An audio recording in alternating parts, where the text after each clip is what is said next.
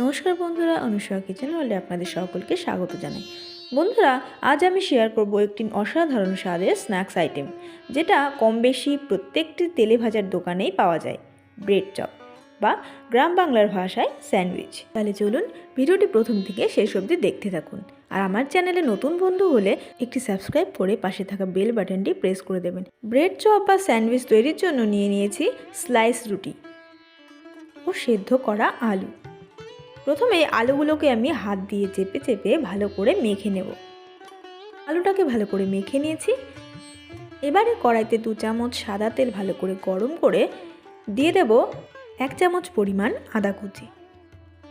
আদাটাকে ভালো করে ফ্রাই করে আদার কাঁচার গন্ধ চলে গেলে দিয়ে দেব মিডিয়াম সাইজে 2 পেঁয়াজ কুচি। পেঁয়াজটাকেও হালকা ভেজে দিয়ে দেব 2 ছোট টুকরো করে রাখা কাঁচা লঙ্কা কুচি। কাঁচা লঙ্কাটাকে পেঁয়াজ ও আদার সাথে একটু মিশিয়ে দিয়ে দেব 1/2 চামচ লবণ ও 1/2 চামচ হলুদ গুঁড়ো। এবারে ভালো করে মশলাটাকে মিশিয়ে দিয়ে দেব সেদ্ধ করে মেখে রাখা আলুটা। এবারে আলুটাকে মশলার সাথে ভালো করে মিশিয়ে নেব। মিশানো হয়ে গেছে। এবারে জিরে, ধনে, শুকনো লঙ্কা, গোটা গরম মশলা ও তেজপাতাকে খোলায় ভেজে গুঁড়ো করে রাখা মশলাটা 1/2 চামচ দিয়ে দেব। আর দিয়ে দেব 1/2 চামচ চাট মশলা ও 1/2 চামচ গরম মশলার গুঁড়ো। এবারে সমস্ত মশলাকে আলুর সাথে আরও কিছুক্ষণ ভালো করে কষিয়ে নেব।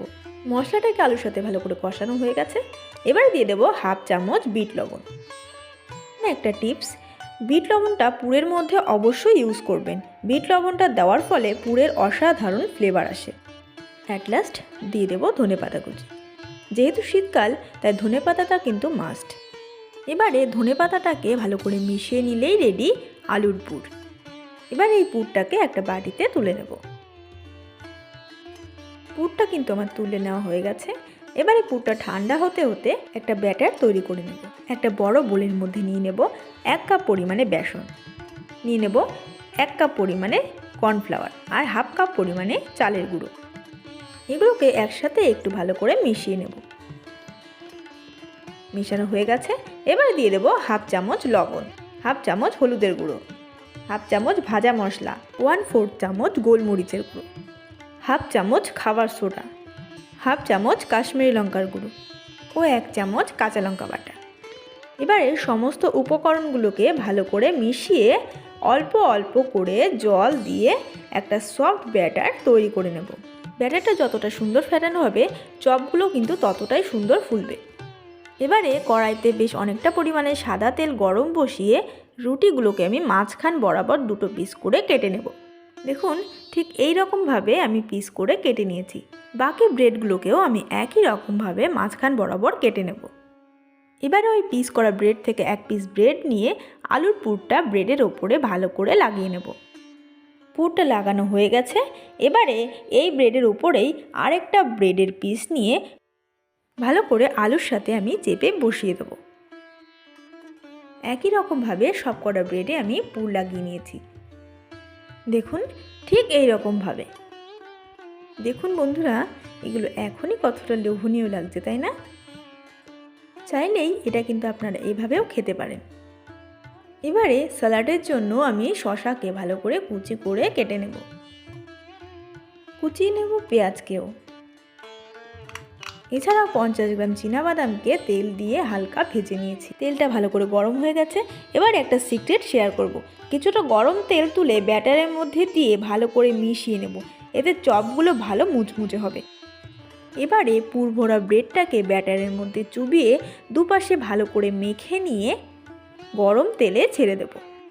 একটা ঝাঁঝরির সাহায্যে ব্রেডের উপরে তেলটাকে এভাবে স্প্রেড করে দেব। এতে ওপরটাও ভালো করে ফুলবে। লো টু মিডিয়াম ফ্লেমে সবকটা ব্রেডকে আমি এভাবে লাল লাল করে ভেজে তুলে নেব। দেখুন চপটা কতটা সুন্দর ফুলেছে। সবকটা চপকে আমি একইভাবে ভেজে নিয়েছি। এবারে একটা চপকে ছুরি দিয়ে মাঝখান বরাবর কেটে একটা পকেট তৈরি করে নেব। দেখুন ভেতরটা কতটা পারফেক্টলি কুক হয়েছে। পকেটের মধ্যে দিয়ে দেব শসা কুচি, পেঁয়াজ কুচি, ভাজা বাদাম, সামান্য বিট লবণ, টমেটো সস ও চিলি সস। চিলি সসটা যদি আপনাদের পছন্দ না হয় তাহলে এটা না দিলেও চলবে। সবকটা স্যান্ডউইচকে একইভাবে তৈরি করে নেব। দেখুন দেখতে কতটা লোভনীয় হয়েছে, আর খেতেও কিন্তু অসাধারণ হয়েছে। বন্ধুরা, আপনারাও যদি এরকম পারফেক্ট অসাধারণ স্বাদের ব্রেড চপ বাড়িতে বানাতে চান, তাহলে ভিডিওটি সম্পূর্ণ দেখে টিপসগুলি ফলো করবেন, তাহলে আপনাদের ব্রেড চপগুলিও পারফেক্টলি হবে।